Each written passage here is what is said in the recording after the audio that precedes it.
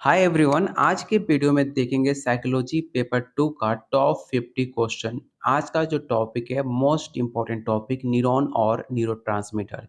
ये ऐसा टॉपिक है जो आपके प्रीवियस ईयर क्वेश्चन में 10 से 12 सवाल पूछे गए थे इस टॉपिक से। तो आज का टॉपिक एक भी क्वेश्चन मिस मत करना क्योंकि ये टॉपिक आपके लिए काफ़ी ज़्यादा इंपॉर्टेंट होने वाला है। तो चलिए शुरू करते हैं आज का पहला क्वेश्चन, लेकिन उससे पहले आपको बता दें कि आपके पास सिर्फ लास्ट चांस है बिहार स्टेट और बीपीएससी 3.0 क्वालिफाई करने के लिए, क्योंकि आपके एग्ज़ाम में सिर्फ 10 से 20 दिनों का समय बचा हुआ है। अगर आप चाहते हो फर्स्ट अटेम्प्ट में पेपर क्वालिफाई करना, तो आप लोग के लिए practice set plus NCERT chapter wise, जो कि काफ़ी इंपॉर्टेंट है आपके एग्ज़ाम के लिए। साथ में जो अभी टॉप 50 सीरीज़ चल रहा है, टॉप 30, टॉप 50, ये सारे मोस्ट इम्पोर्टेंट टॉपिक्स का क्वेश्चन आंसर आपको दिया जाएगा। साथ में आपका प्रीवियस ईयर क्वेश्चन सब कुछ आपको मिलेगा सिर्फ 300 में, जो अभी तक बहुत सारे बच्चे ले चुके हैं। अगर आप भी लेना चाहते हो तो आप मुझे इस नंबर पे व्हाट्सएप कर सकते हो। साथ में आपको गाइड किया जाएगा कैसे आप सिर्फ शॉर्ट टर्म में कैसे आप अपना पेपर किस टॉपिक को ज़्यादा कवर करना है, किस टॉपिक पे ज़्यादा फोकस करना है, आपको सब कुछ गाइड किया जाएगा जिससे आप शॉर्ट टर्म में पेपर को क्वालिफाई कर पाओ। तो बस आप मुझे इस नंबर पे व्हाट्सएप करके सारे डिटेल्स आप ले सकते हो। तो चलिए शुरू करते हैं आज का पहला क्वेश्चन। पहला क्वेश्चन है न्यूरॉन क्या है? बेसिक सा क्वेश्चन है। अगर आपका टॉपिक है न्यूरॉन, तो आपको पता होना चाहिए कि न्यूरॉन होता क्या है। एक प्रकार की कोशिका, एक प्रकार की ऊतक, एक प्रकार का अंग, या ऑप्शन डी है एक प्रकार का रसायन। तो याद रखिएगा, न्यूरॉन एक प्रकार का सेल होता है। ऑप्शन इसका ए राइट आंसर होगा। क्वेश्चन नंबर सेकंड, न्यूरॉन का मुख्य कार्य क्या होता है? रक्त प्रवाह को नियंत्रित करना, इमोशन का संचार करना, पाचन को नियंत्रित करना, या ऑप्शन डी हड्डियों को मजबूत करना। तो याद रखना, जो भी आपके इमोशन होते हैं उसको संचार करने का कार्य न्यूरॉन का होता है। तो option B. Question number third, neuron की संरचना में कौन सा भाग इमोशन को ग्रहण करता है? पहला ऑप्शन है अक्षरेशिका, डेंड्राइट, माइटोकॉन्ड्रिया, या ऑप्शन डी है साइनापस। तो इसका राइट आंसर ऑप्शन बी होगा, डेंड्राइट। अगला क्वेश्चन है न्यूरॉन को किस भाग में इमोशन का संचरण होता है? इस क्वेश्चन को याद रखना कि कौन सा भाग होता है न्यूरॉन के अंदर जो कि आपके इमोशन को संचरण करता है। नाभिक, डेंड्राइट, अंचरेशिका, या ऑप्शन डी है साइनपस। तो क्वेश्चन फोर का जो राइट आंसर होगा ऑप्शन सी होगा। अगला क्वेश्चन है साइनपस किसे कहते हैं? पहला ऑप्शन है न्यूरॉन की इमोशन संचरण का स्थान, मस्तिष्क का एक भाग, हृदय का एक भाग, या ऑप्शन डी है कोशिका की दीवार। तो इसका राइट आंसर ऑप्शन ए हो जाएगा। क्वेश्चन नंबर सिक्स, न्यूरोट्रांसमीटर क्या है? Most important question. आपको पता होना चाहिए कि न्यूरोट्रांसमीटर होता क्या है। न्यूरोट्रांसमीटर से डायरेक्ट आपके 3 से 4 सवाल पूछे गए थे पिछले बार में।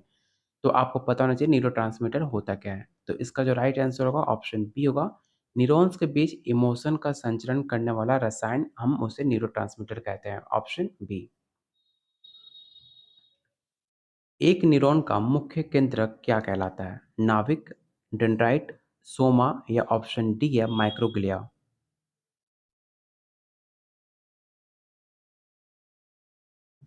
तो इसका राइट आंसर ऑप्शन सी होगा, सोमा।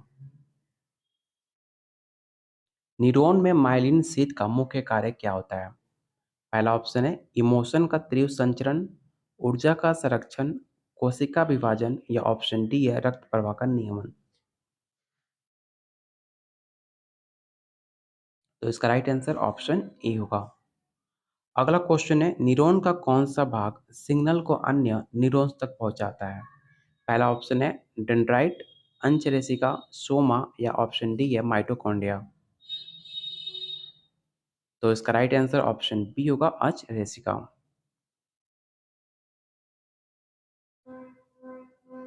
न्यूरॉन का कौन सा भाग मुख्यतः इमोशन को अन्य न्यूरॉन से प्राप्त करता है? पहला ऑप्शन है सोमा, डेंड्राइट, माइलिन, या ऑप्शन डी है साइनपस। तो जस्ट मैंने आपको बताया था उसे हम डेंड्राइट कहते हैं। Option B. न्यूरॉन्स के बीच इमोशन संचरण का स्थान क्या कहलाता है? तो याद रखिएगा उसे हम साइनपस कहते हैं, ऑप्शन सी।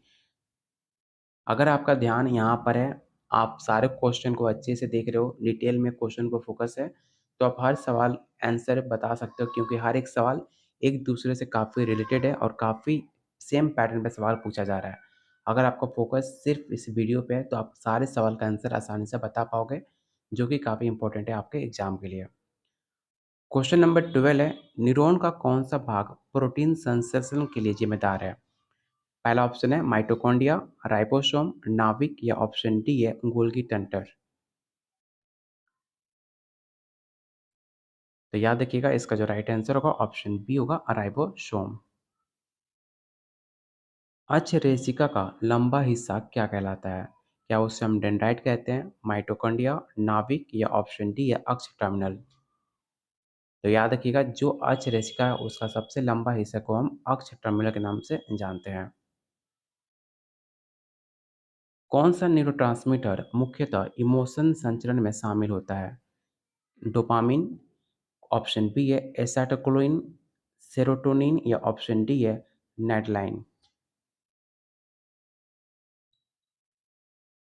तो इसका राइट आंसर ऑप्शन बी हो जाएगा। क्वेश्चन नंबर 15, माइलिन शीथ किससे बनी होती है? क्या प्रोटीन से बनी होती है, लिपिड से, कार्बोहाइड्रेट से या ऑप्शन डी है न्यूक्लिक एसिड से? तो याद रखना जो माइलिन शीट होती है वो आपके लिपिड से बनी होती है, ऑप्शन बी। अगला क्वेश्चन काफ़ी इंपॉर्टेंट है, इसे आप विवेक क्वेश्चन टिक आउट करना और आपको बताना है कि जो न्यूरॉन्स होते हैं उनके बीच जो इमोशन का संचरण का क्रम होता क्या है। आपके पास चार ऑप्शन है, आपको सही क्रम चुनना है न्यूरॉन्स के बीच का इमोशन का ट्रांसफर का।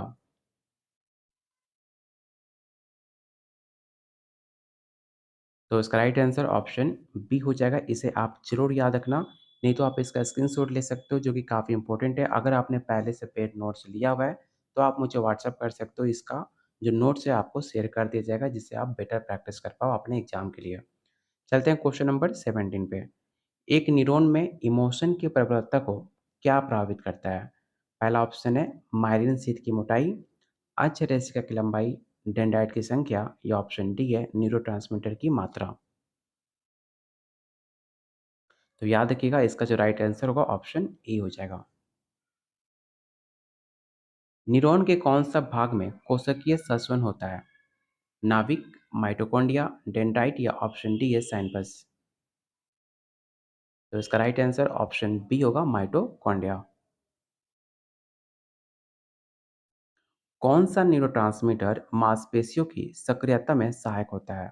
काफ़ी आसान क्वेश्चन है, आप इसका बिना ऑप्शन देखे भी बता सकते हैं क्योंकि आप क्लास 8 से पढ़ते आ रहे हो। जो आपका न्यूरोट्रांसमीटर होता है वो मांसपेशियों में जो सहायक करता है वो होता है एसिटोटलाइन, ऑप्शन बी।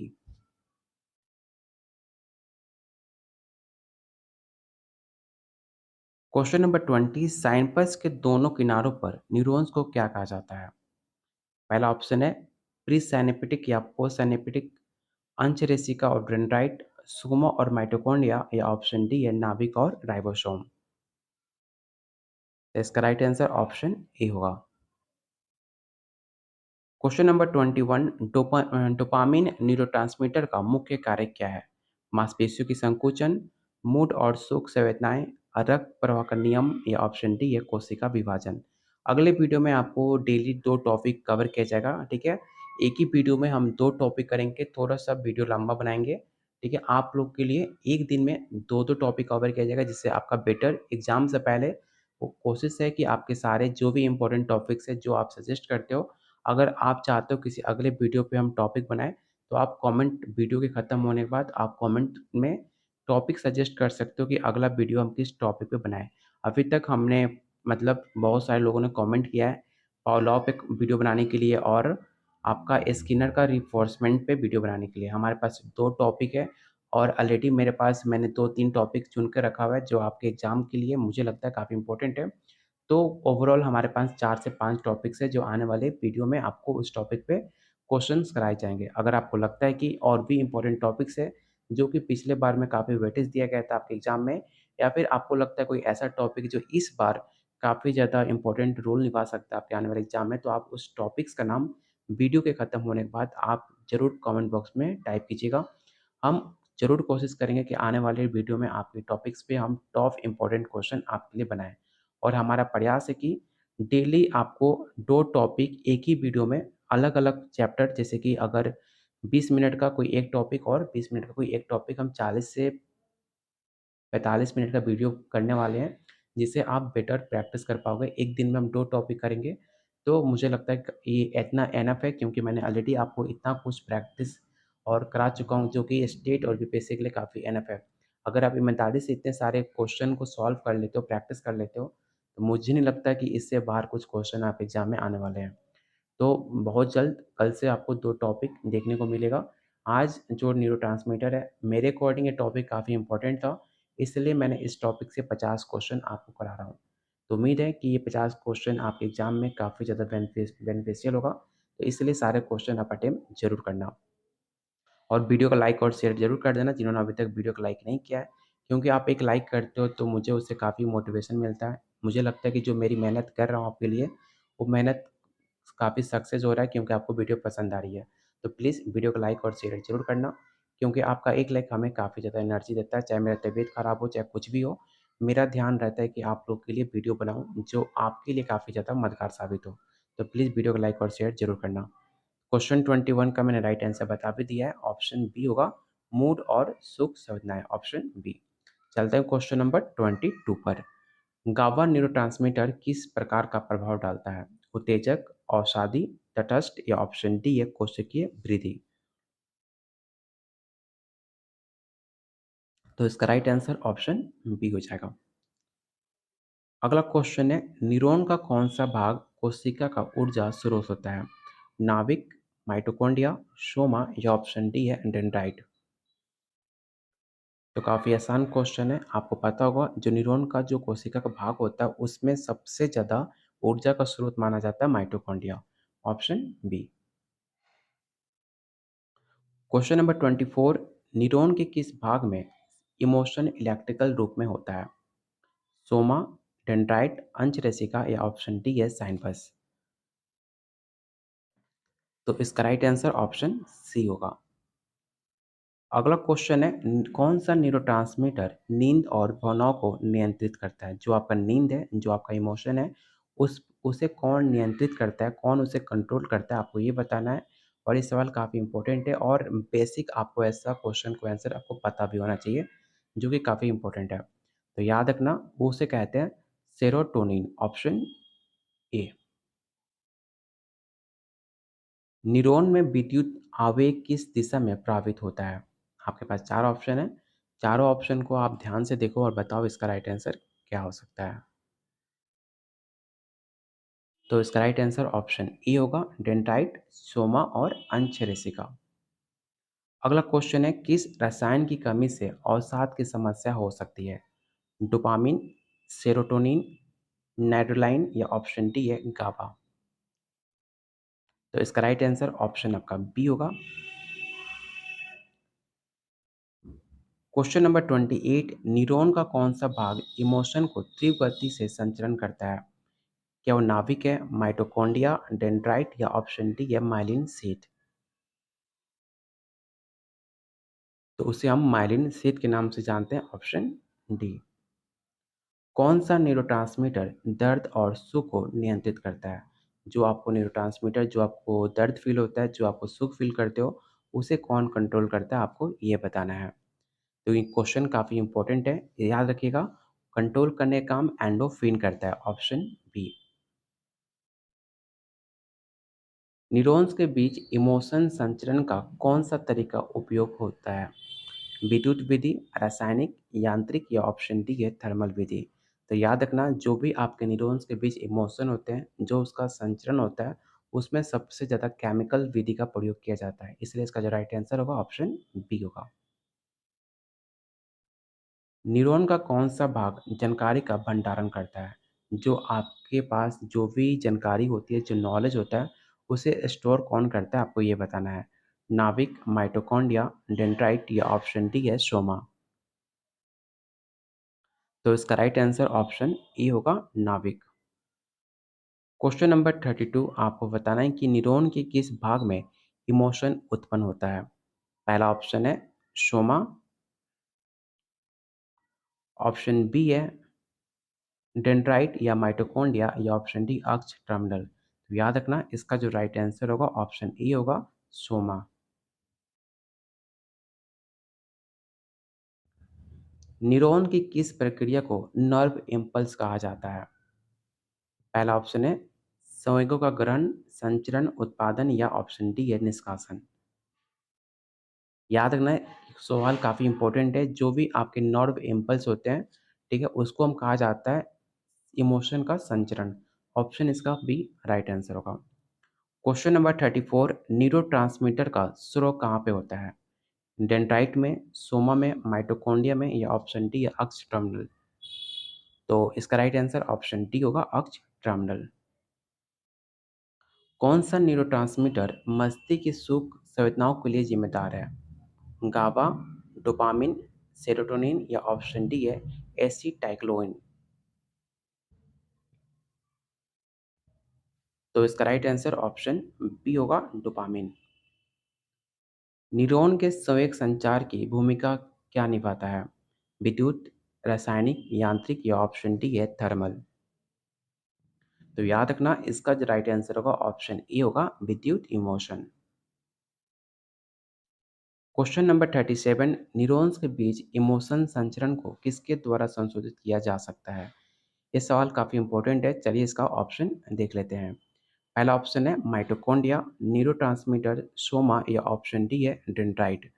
तो याद रखना इसका जो राइट आंसर होगा ऑप्शन बी होगा न्यूरोट्रांसमीटर। और आप लोगों से बोल दूं, जिन्होंने टेलीग्राम ग्रुप ज्वाइन नहीं किया है तो आप लोग टेलीग्राम ग्रुप जरूर ज्वाइन कर लेना, क्योंकि जो भी आपके पास अपडेट टीचिंग रिलेटेड जो भी न्यूज़ आता है, चाहे कोई भी क्लासेस अपडेट होती है, सबसे पहले आपको यहाँ पर पोस्ट किया जाता है, जिससे आपको नोटिफिकेशन सबसे पहले मिल जाता है। टेलीग्राम ग्रुप जरूर ज्वाइन कर लेना। टीचिंग रिलेटेड जितनी भी न्यूज़ अपडेट होती है, सब कुछ आपको सबसे पहले यहाँ पे मिलता है। तो टेलीग्राम ग्रुप का लिंक मैंने डिस्क्रिप्शन बॉक्स में और कमेंट बॉक्स में पिन कर रखा हुआ है, आप जाकर वहाँ से ग्रुप को ज्वाइन कर सकते हो। क्वेश्चन नंबर 38 है न्यूरॉन के साइनपस के बाद क्या होता है। जो आपका न्यूरॉन होता है, साइनपस के बाद क्या होगा आपको ये बताना है। इमोशन समाप्त हो जाता है, इमोशन दूसरे न्यूरॉन में प्रभावित होता है, इमोशन माइटोकॉन्ड्रिया में संचित होता है या ऑप्शन डी इमोशन वापस सोम में आ जाता है। तो क्वेश्चन 38 का जो राइट आंसर होगा ऑप्शन बी हो जाएगा। क्वेश्चन नंबर 39 न्यूरॉन की कौन सी शाखाएं अन्य कोशिकाओं से इमोशन प्राप्त करती है। ये सवाल मोस्ट इंपॉर्टेंट क्वेश्चन है, इसे विवेक क्वेश्चन टेक आउट करना और याद रखना क्वेश्चन 39 का जो राइट आंसर होगा ऑप्शन ए होगा डेंड्राइट। न्यूरॉन्स में विद्युत आवेग कैसे उत्पन्न होता है। पहला ऑप्शन है रासायनिक प्रतिक्रिया से, यांत्रिक बल से, विद्युत या ऑप्शन डी है थर्मल प्रतिक्रिया से। तो इसका राइट आंसर ऑप्शन ए हो जाएगा रासायनिक प्रतिक्रिया।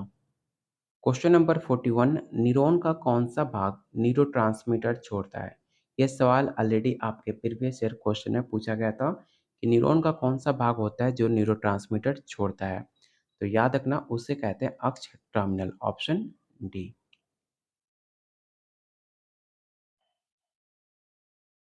क्वेश्चन नंबर 42 न्यूरॉन में विद्युत इमोशन का मुख्य स्रोत क्या है। माइटोकॉन्ड्रिया, सोमा, नाभिक या ऑप्शन डी है सैनपस। तो इसका राइट आंसर ऑप्शन ए होगा माइटोकॉन्ड्रिया। न्यूरोट्रांसमीटर किस माध्यम से संचरण करते हैं। रक्त से, सैनपेट क्रिया से, लसिका से या ऑप्शन डी है प्लाज्मा। तो याद रखना जो भी न्यूरॉन होते हैं उनका जो इमोशन का मुख्य स्रोत माना जाता है माइटोकॉन्ड्रिया। क्वेश्चन 43 ठीक है, नहीं सॉरी, याद रखना न्यूरोट्रांसमीटर में किस माध्यम से संचरण करते हैं। तो याद रखिएगा सैनपेटिक क्रिया से, ऑप्शन बी। न्यूरॉन की संरचना में किस भाग की लंबाई सबसे अधिक होती है। तो मैंने आपको जस्ट बताया था अक्ष रेशिका की लंबाई सबसे ज़्यादा अधिक होती है, ऑप्शन बी इसका राइट आंसर होगा। क्वेश्चन नंबर 45 न्यूरॉन की कौन सी प्रक्रिया ऊर्जा की आवश्यकता के लिए जिम्मेदार होती हैं। माइटोकॉन्ड्रिया, नाभिक, राइबोसोम या ऑप्शन डी है डेंड्राइट। तो इसका राइट आंसर ऑप्शन ए होगा माइटोकॉन्ड्रिया। न्यूरॉन का कौन-सा भाग इमोशन को अनुवादित करता है? चलिए इसका ऑप्शन देख लेते हैं।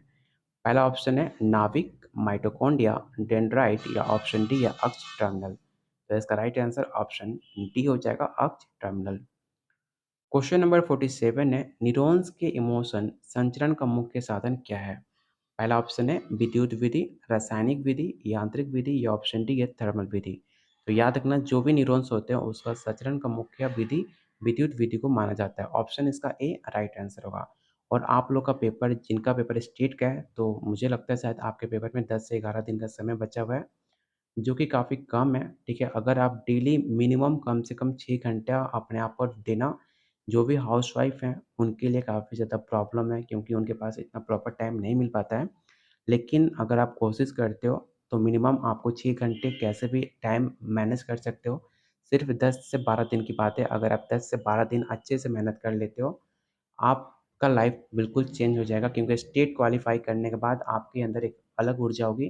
सिर्फ़ एक स्टेप आप पीछे रह जाओगे अपने जॉब से। तो इसलिए आप लोग अच्छे से सिर्फ़ 10 से 12 दिन मेहनत कीजिए। कोई भी डाउट होता है आप मुझे कमेंट बॉक्स में सवाल पूछ सकते हो, आपको रिप्लाई ज़रूर दी जाएगी। कोई भी क्वेश्चन हो, आपके एग्ज़ाम रिलेटेड या फिर आपको कोई डर लग रहा हो, देखो एक बहुत सारे लोग बोलते हैं कि इससे मुझे डर लग रहा है। डर उन्हें लगता है जिनकी तैयारी काफ़ी अच्छी हुई है। अगर आपको डर नहीं लग रहा है तो इसका मतलब शायद आपने अच्छे से पढ़ाई अपनी कंप्लीट नहीं की है। ये डर लगना आपके लिए पॉजिटिव एनर्जी काम करता है क्योंकि आपने इतना कुछ पढ़ लिया है, आपने इतनी ज़्यादा अपने आप पर टाइम दिया है, इतनी ज़्यादा मेहनत किया है, अगर वो मेहनत सक्सेस ना हुआ तो आपको दुःख होगा। इस वजह से आपको डर लगता है। तो ये डर लगना काफ़ी पॉजिटिव है, इसे कोई भी सोचने की ज़्यादा ज़रूरत नहीं है, आप बस प्रैक्टिस करते रहो। जितना प्रैक्टिस करोगे उतना आपका कॉन्फिडेंट बढ़ेगा, जितना आप क्वेश्चन राइट अटेम्प्ट करोगे, आप एग्ज़ाम देने जाओगे, बस आप देखना जो भी क्वेश्चन आएगा आपको लगेगा कि मैंने ऑलरेडी टॉपिक पढ़ा हुआ है, सेम पैटर्न में सवाल किए हुए हैं, तो आप आसानी से इसका आंसर बता सकते हो। लेकिन मिनिमम आप लोग 6 घंटे ज़रूर टाइम देना।